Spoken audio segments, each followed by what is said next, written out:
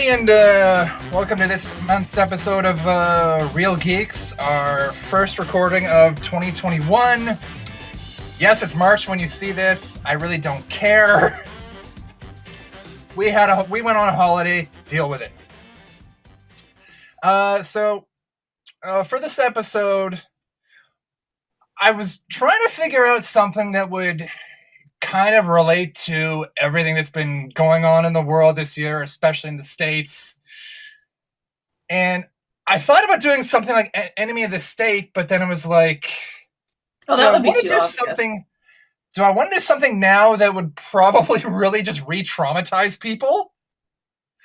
Because it's like, as much as that movie from like 20, 25 years ago is relevant as all hell, maybe it's not the best one for like right this second.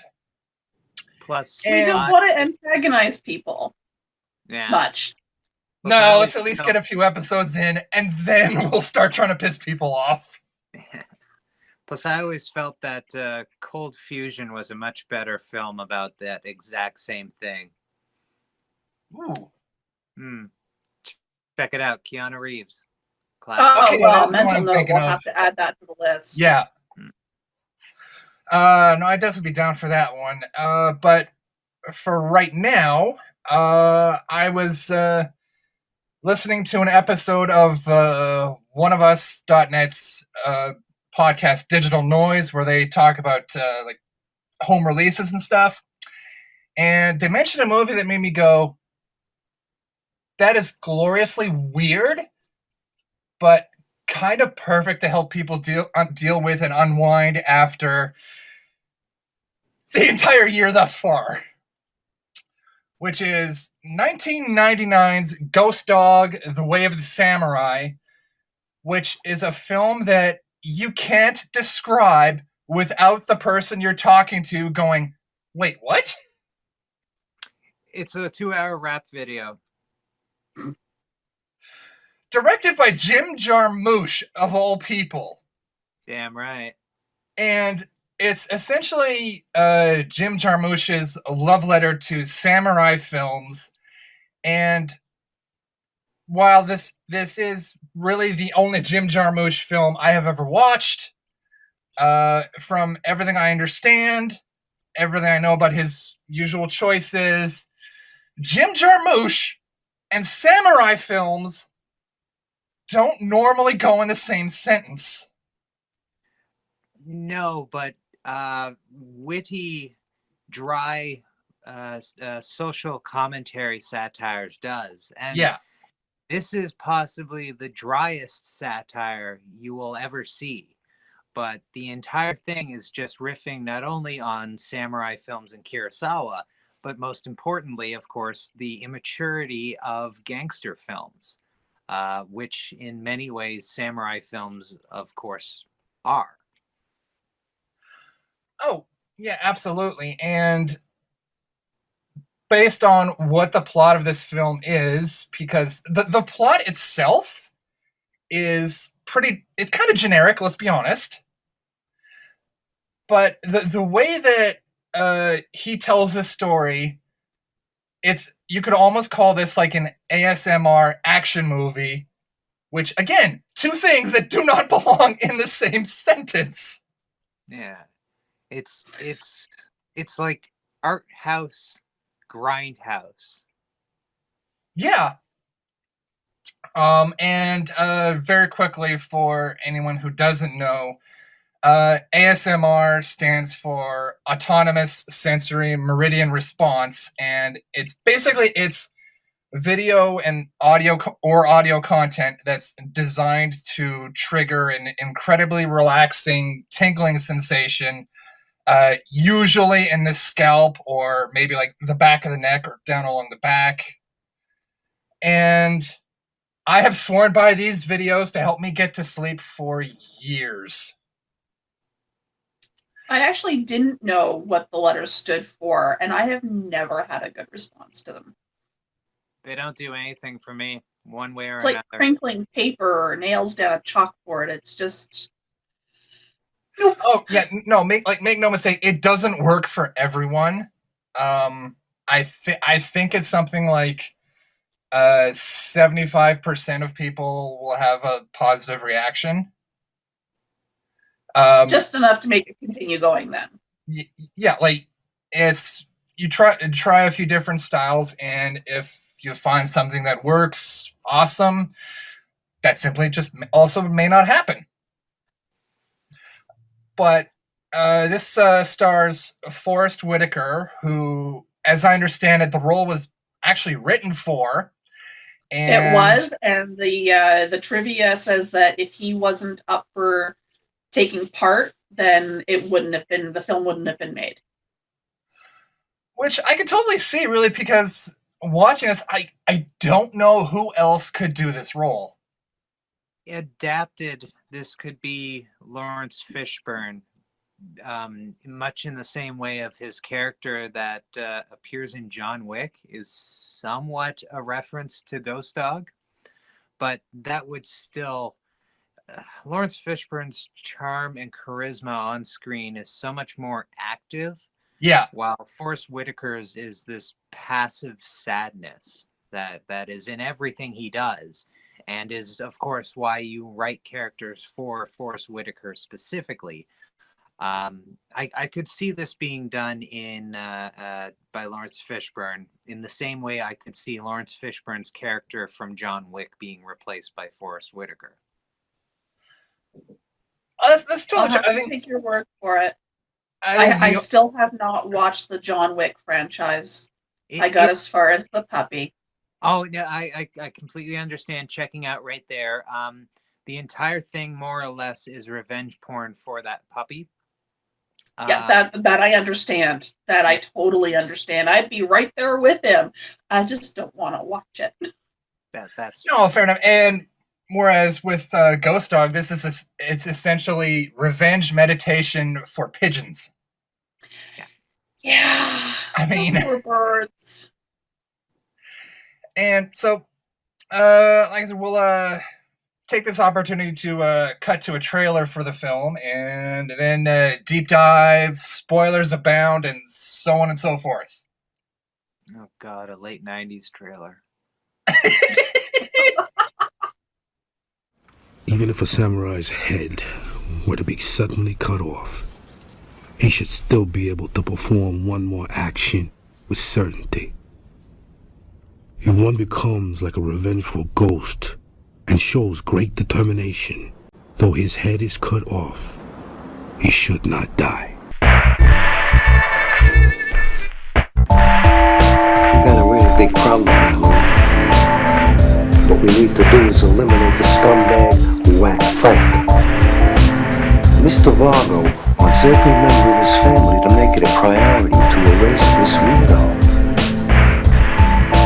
His killer needs to be neutralized, erased from the face of the planet.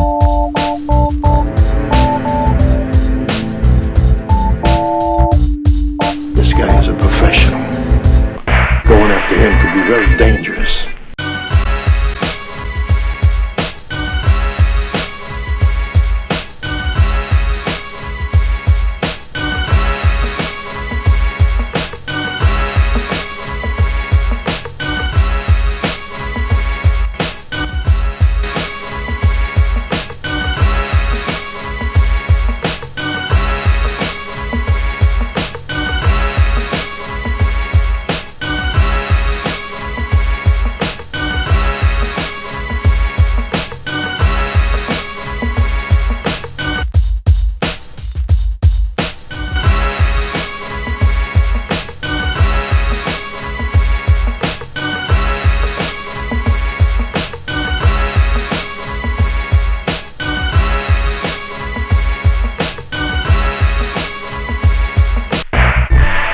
past 4 years, this guy has done maybe 12 perfect contracts. Perfect. Like a ghost. It was very, I want to say laid back. Back. But if you're not watching it, if you're not paying attention, you will get lost. Oh yeah. Yeah, and that's the funny thing is it's a very straightforward plot. You know, there's no twist in it at all, except for the twist that the entire plot hinges on, which is upfront, early, and is explicitly told to you. It's more like this movie is Zen. It was always going to end the way it ends, and everything that happens in it just happens. Yeah, and I think that's probably the most fascinating thing for me, because I can sit there and go, this movie is just average in so many ways, but at the end, I'm still completely satisfied by it. And Forrest Whitaker's performance alone, I mean, if nothing else, that man needs to do ASMR videos. I'm sorry. This needs to happen. Because just the text from one of the books that is so pivotal to the film, The Way of the Samurai, the Japanese name for it, I have completely forgotten. But this is why we have captions and editing. Agukad something. Yeah. We can put it back in later. But when he's reading passages from that in scene breaks, it's just so calming, and you can't help but just kind of reflect just a little bit that, like, this is essentially like Veda, like you said, you aren't interested in watching the John Wick franchise because it's just like too much, and Ghost Dog is basically a very mild, very calm John Wick. I can buy that. I can totally see that. In fact, towards the end of the movie, because there is a dog in Ghost Dog, not the reason that the movie is titled so, but there is a dog. It's a really cute pitty. And then at the end of the movie, I had that one thought of, where's the fucking dog? The dog's like, is that the reason the movie is titled so? No, but it represents his own soul going ahead of him. All right. I'm going to have to watch this now at that ghost with the dog being a ghost. I hate you sometimes. Jesus. I was thoroughly prepared to just walk away from this movie having enjoyed it, and maybe I'll watch it again in 5. Now I'm going to have to watch it again. Shit. Yeah. Now this is a film that I really wish, instead of college kids, at least when I was in college, getting into like Scarface and Boondock Saints, I wish they got into this, because it's kind of the same approach. It's like trying to deal with the you know, like, well, quite frankly, violent masculinity, but at the same time it undermines it so entirely. All of the tough, violent villains in this are repeatedly shown to assert how childlike they are. Yeah. They're watching classic cartoons, and at one point, Itchy and Scratchy. Not The Simpsons. They're watching Itchy and Scratchy. Meanwhile, like the two children who appear in this, the young lady and an even younger lady, are both avid book readers, as is, of course, Ghost Dog. It has a lot to say about, like, immaturity and growth. It's not, you know, on the cover, yeah, it's a samurai revenge film, but really it's also about talking about Rashomon. It's about just understanding these different things. Oh, absolutely. And there we have go. Natasha now joining us. Hello. Looking stylish, Mickey. I'm in pain. Oh, honey. I'm sorry. It's all right. And don't you actually? We're still very early in just general discussion. You haven't missed much. So the usual. Pretty much, but yeah. We with popping in, we can also take this break to do something that I forgot to do in the opening, which is of course to mention that please, if you're enjoying the show, hit those like and subscribe buttons. And if you really want to support us, and because frankly I'm getting hot and I want to take this sweater off, I have an announcement. Strip. Not quite, but we have merch. Shirts to get now? Yay! I finally don't have to pitch other side projects to support this damn show. Yay! We got merch. So you can go to realgeeks.redbubble.com. We have the to borrow line from Double Toasted, the classic black tee with the white logo. With, I believe, a total of about 6 designs or so on the site. And frankly, buying these shirts would not only support the show, but it would mean I could hire an artist and do a little bit more. More is good. No, it looks cool. Heaven forbid. Heaven forbid you actually have growth and expansion and Right? and taking a brand and bringing it somewhere. I might have to actually start putting effort into this show. Yeah, because Mickey and I haven't done that at all. Actually, that's the funny thing. I should mention at this point, this show has helped me get literal fucking jobs. So Nice. yeah, I'm gonna be associate producing 2 different podcast companies. Sweet. Congratulations. Thank you. But get back to the movie, since obviously I don't want to keep Crash any longer than we absolutely have to. And like the first detail thing we have to, like, the villains in this movie are truly amazing, because these are the worst mobsters I have ever seen on screen. Well, I mean, they're an old and dying breed, Yeah. literally. But I mean, like, even what's their deal? They hang out at a Chinese restaurant. They don't pay their and kill rent. people. Yeah. Yeah, that's the like- thing. They're not actually mobsters. They're wannabes. They even at a couple of points, such as not paying their rent while doing absolutely nothing. At no point do you see them engage in like business. No, other than this guy needs to go. Yeah, and it's like, okay, those are supposed to be rare occurrences that punctuate the everyday illegal business you do.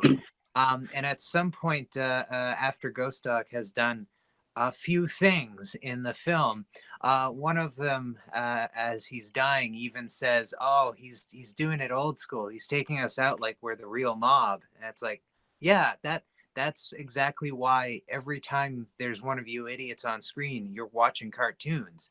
You're not mobsters. You're children. No, these are mobster stereotypes to the point that I don't know how Chaz Commentary is not in this movie. They were cartoon villains, which is why I found it hilarious that, there was a lot of cartoon watching. Yeah. Geriatric cartoon villains, no less. And the cartoons were predominantly geriatric. Another nice little detail with just that also truly shows how incompetent these people are is the simple fact that every property associated with them has a for sale or for rent sign in the front. Yep. Yeah. Which was just like that really nice little, wow, you guys are kind of pathetic. Everything about them was pathetic. Yeah. Now, a lot of this is our choices made for budget. But obviously, when you make these choices for budget, you then clean something up so it doesn't look like it's a budget choice. But those buildings were actually run down and therefore incredibly cheap. the cars that the mobsters drive are all about 10 years out of date because they're incredibly cheap.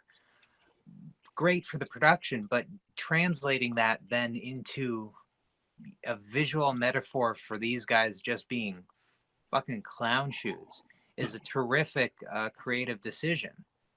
And it's also a nice little addition to the movie's general theme of dealing with change, because these guys quite clearly can't. They are they're stuck in a mindset that is outdated and old, just like them and their clothes and everything about them. What? Right. And actually, it's kind of funny that that carries through entirely, except for one instance, or rather one character, because there is one mobster who, for some reason, is really into gangster rap. Yeah. And then he ends up dead anyway, but I felt like he should have been the only one to really survive, because he's the only one who has any sense of the real world at that time. Especially when he starts going on about how much he loves Flavor Flav. That the one that put talcum in areas that shouldn't be mentioned? Yep. Oh yeah, no, I was just gonna say, as much as his musical choices don't pay off dramatically, do they pay off comedically? Because that scene in the bathroom, especially when he starts actually singing Flavor Flav. I could listen. I have to laugh too, because like there's the cartoon playing where the bad guy is firing a gun up a pipe, and then the victim is getting pelted with bullets in the bathroom, and I'm like, and it cuts to Ghost Dog is undoing, turning off the water, undoing the pipe, and I'm like, okay, it doesn't actually work that way, but it did. So color me shocked and surprised, and I'll be over here not saying anything, because that was actually a funny death. Yeah, that was funny. Not only for its visual choices, but for the ostentatiousness of him having a gold-plated bathroom that doesn't even have one of those loopty things under the sink. Yeah. Yeah. Amazing. So with that, ratings, obviously for myself, this is a full 5 out of 5. This is it going to be problematic for some? Of course, obviously it is dated, and you have some of these mobster characters, especially, again, the old dude with the cane and the hearing aids, that is a dated character in a dated movie. And on the one hand, stuff like that is going to bother some people, absolutely, and I completely understand. But somehow, this is an average movie that by the end is still just completely relaxing and completely satisfying. And that is, I think, a once-in-a-lifetime thing that I don't think Hollywood is even capable of making today. No, because they're all about the big explosions and the fast scenes and the fast cars and the scantily clad TNA, and it's definitely a removal from that. And as much as, like we've said, the end of the movie does very much set up a potential sequel. Unless Jim Jarmouche himself is going to do it. As much as I love this movie, I would rather just have this one and stop. Because I don't know that I would trust anyone else to make it. No, it takes too much restraint. No, exactly. And especially where today something like this would probably be given to like a Michael Bay or even RZA himself. And as much as I think RZA would do the best he could with it, he'd probably do another Man in the Iron Mask, or Man of the Iron Fist, I mean, Iron something. Man with the Iron Fist. Yeah. And I mean, let's be honest. The budget most of it probably went to the carrier pigeons, just having those. So I take that out, and it's like, well, shit, we have a budget now. So what are we gonna do? Yeah, they actually had real ice cream on set, and that probably was a good chunk as well. Considering somebody, quick, go to the dollar store.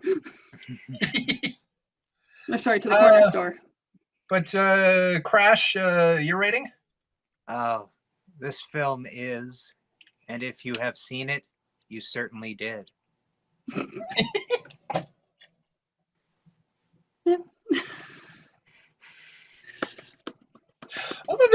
Not wrong. Natasha? Yeah, I don't know if I can put a number to it either. I didn't know what to expect, but one of the things that did bother me was, a black man being, subservient to the white guy. Oh, better than you than me, right? And it just very off-putting to me, I suppose. But and at the same time as well, I'm not used to these sort of slow movies, and just, as we said, the gangsters were just awful. I mean, a lot more of like the slower things, and methodical parts to it, definitely a bit more of an understanding listening to you guys talk about it. But it's just, there were some aspects to this film where I just did not, I suppose, feel comfortable. But I mean, that is the real world. It makes us uncomfortable, and on we go. So I think just because it's not in my realm of what I usually go for, just kind of threw me, I suppose. But I'd probably try it again later down the road. But on first viewing, I don't really have a number. No, totally fair. I think the only thing I would say in response to that is that subservience is more part of Ghost Dog's code than anything else. Oh yeah, which I get, but I mean at the same time too, to be the samurai to this guy's apparent lord. Yes, well, I mean I can also argue that mobster saved his life. Yeah. So he is beholden to that mobster. That's not an issue of color. I mean, by today's standards, people would probably jump on it as a color issue, or a race issue. But in his mindset, this man saved my life at a pivotal point in who I am, and he shaped who I am. So I'm beholden to him. Well, my mind also went to Misa Jar Jar Binks. Misa, your humble servant now. So. But speaking of that moment, the I guess inciting moment for the entire film, where the mobster saves him, it itself, and it's wildly understated, and doesn't come back up like a third time that probably would have landed it, but it is itself undergoing a Rashomon effect. In the first time that we see the flashback, one of the mooks, the kids beating up Ghost Dog, point a gun at the mobster, and then the mobster kills them. But the second time, when the mobster himself is telling the story, the guy points the gun at Ghost Dog, and then the mobster kills him. I feel like that. I don't think that there's much that needs work on in this. The racism is there because it's predominantly meant to reflect how these people have to live with the violence that is constantly threatened. The cycle, especially is in right New there. Jersey in that time frame. Yeah. But they should. I really wish that they had come back to that third time to maybe intimate that. I believe Roger Ebert said Ghost Dog, it's never overtly explained, but Ghost Dog is not sane. He's not living in reality, and that the Rashomon effect of even remembering that, like when his life was saved, and what it implies for the morality of the mobster. It could have been delved into even just a slight bit. Yeah, because I mean, it's like, he's a mobster. Why would he save some random kid on the street? You know, because I think diving into that definitely would have given it a bit more meaning as well. Because that was one other thing I didn't quite come to understand. I can understand, you know, you saved my life, I am now indebted to you, but why did he save his life? Yeah, So, and of course that's the curiosity of it. Yeah. Why did he save his life? Which, by the way, I kind of want to point out that I believe that scene, that version of Ghost Dog was played by Forrest Whitaker's younger brother. Yep.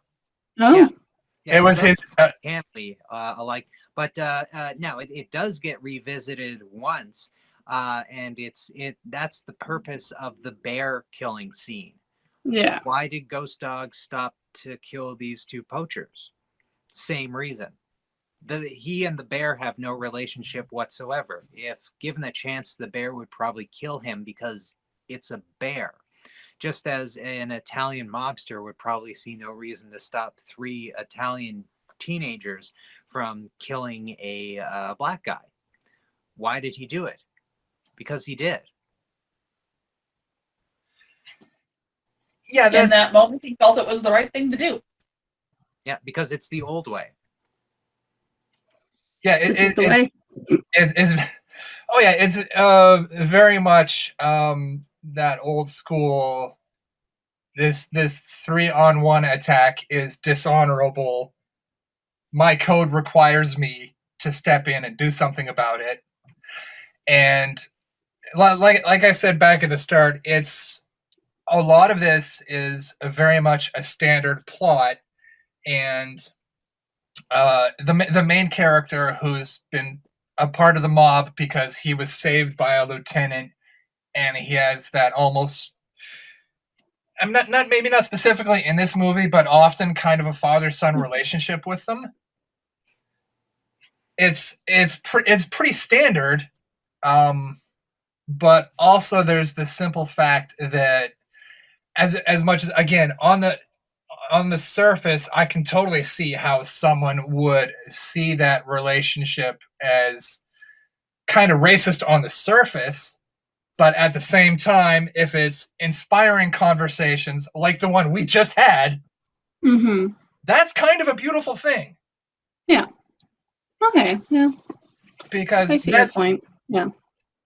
Like, to get more general for a second, on social media especially, that's something that very much does not happen nowadays. No. And it's something that, I mean, we have to have those uncomfortable conversations in order to be able to grow and learn from them and, you know, benefit from them. So yeah, there's a lot more uncomfortable conversations that need to have, you know, to be had. Yeah, because I mean, there's which is something that I appreciate about, you know, doing these reviews with you guys, because, you know, it kind of clears things up. And like, I mean, the first one that I did with you guys doing the craft, I messaged Elise afterward and said, you know, I'm sorry if I came off as, you know, rude or anything. I obviously didn't have that understanding. So, you know, thank you for, you know, taking the time to explain and teach. I feel like I really learned something. And that's sort of the same thing with this, because it's like, I feel like I'm missing something, and I'm glad to bring it up and, you know, can talk about it, because now I have, you know, sort of a better understanding. And yeah, I kind of felt uncomfortable at the moment. It's like, I'm an asshole, but, you know, there's no other way gonna learn. So if you're missing anything, it's just growing up in the 90s. yeah, well, I mean, born in 96, I was 96, yeah, so I just trying to make it. And also just quite simply, Crash, this entire conversation stays in. Oh, yes. And actually, I believe Natasha may be cutting this one. I'm going to be getting you the all of the stuff for Haphead tonight. Sorry about the delay, but yeah. It's okay, I'm back to school anyway. Hey.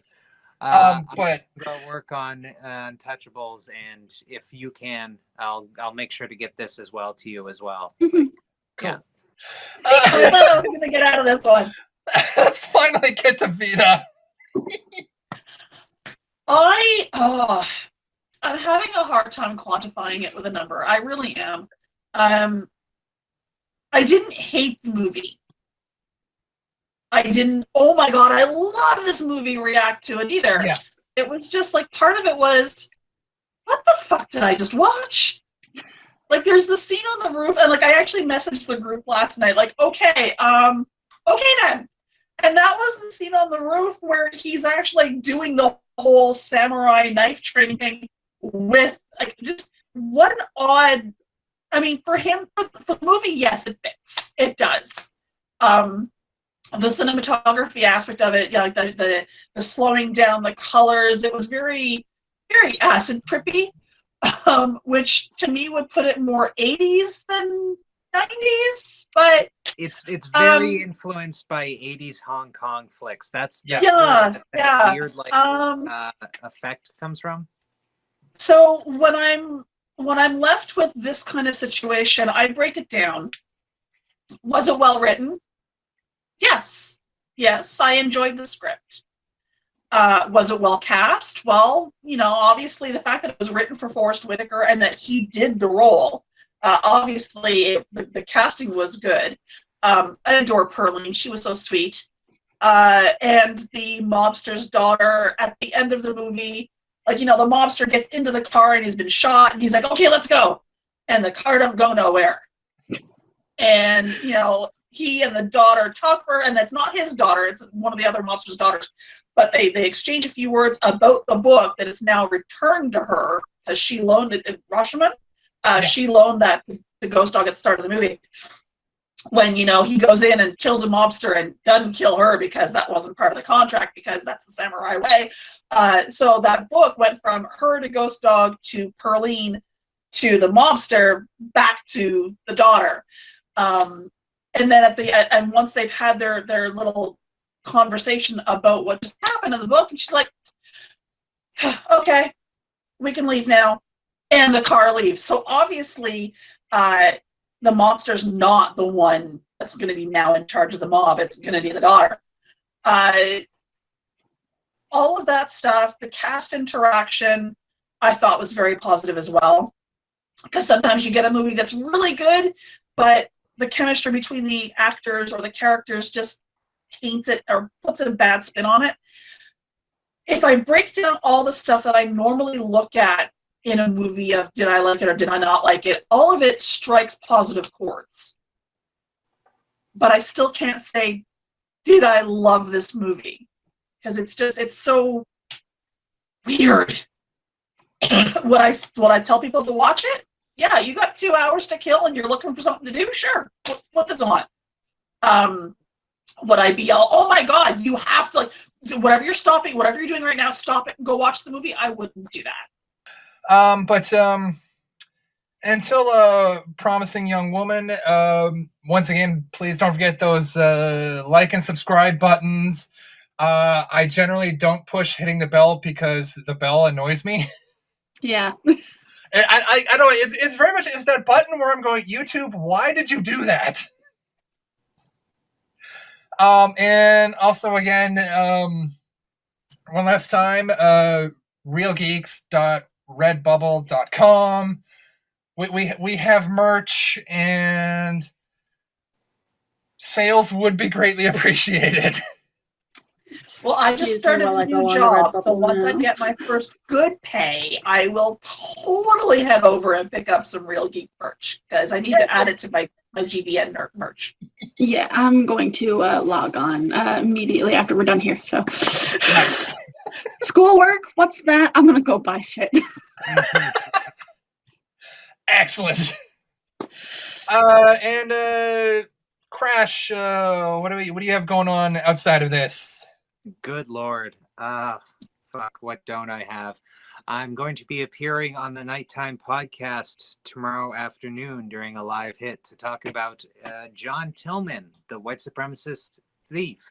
I'm going to appear on the Canadian Politics is Stupid podcast, talking about J. Hutton Pulitzer and his involvement in the $2.7 billion lawsuit from one of the voting companies. I will probably be working on some things for Rolled Up Productions and possibly Podstarter. And I just got published a short story published about Gus's Pub in a book that has been printed by a publication company in Kansas City. No, I can't remember the name of the fucking thing. Look at you go. There you go. Damn. And now Natasha's just going, fuck, I gotta follow that. Yeah, that's called I'm in school, everything remains internal unless permission is given otherwise. So,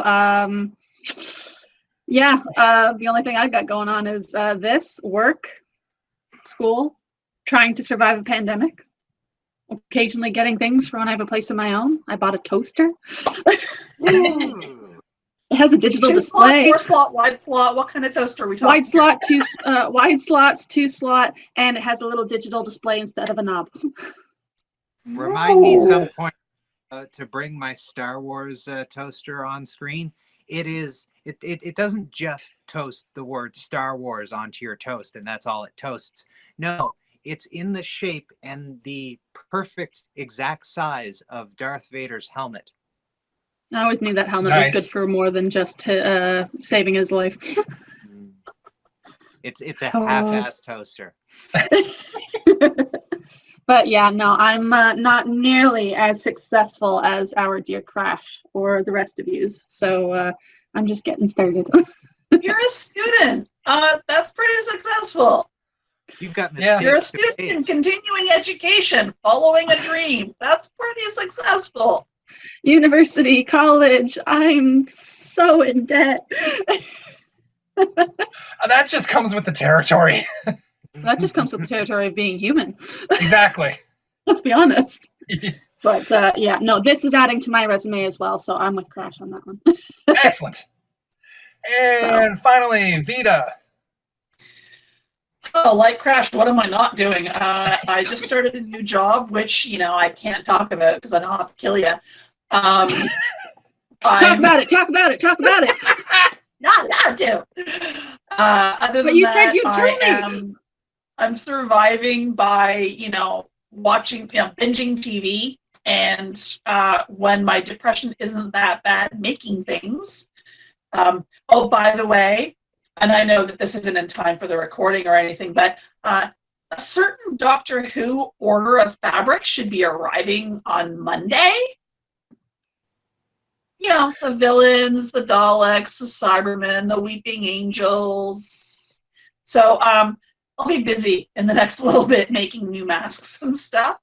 All right, so I'm already on that order list, right? If you aren't, what's wrong? What's going on? Once the order comes in, I am literally going to be taking, because it was an over $300 US order, so it's like an over $500 Canadian order. Ow! My credit card went, what the fuck are you doing? But it was worth it because I'm going to be making clothes for myself out of this stuff too. Oh, there you go. So I will have convention clothes for once conventions start up again. Once conventions start up again, I'm doing hoop skirts for costumes. That's the plan. Nice. 6 feet, yeah. Exactly. Veda, personal order, special order question. Can you make a scarf out of the Dalek cloth? If it were scarf-like fabric, I could, but for the most part, it is cotton. It's woven cotton. Ooh. Yeah, I mean, I do have some of it is cotton lycra, but again, that's not really scarf-like material. But the next order, because there's going to be more pre-orders, I will check back with what kind of fabric you have in mind, because there are different fabric bases that I can have these prints put onto. Cool. Because, I just got a picture in my mind of a sweet Dalek scarf, and it's like, yeah. But, just to end the review, we've mentioned a few times the segments of Forrest Whitaker reading from The Way of the Samurai. And I wanted to is this where end. you're going to insert the cover of the books that shows the title and the author? Nowadays, I think it's particularly relevant simply because it's about the idea of accepting change.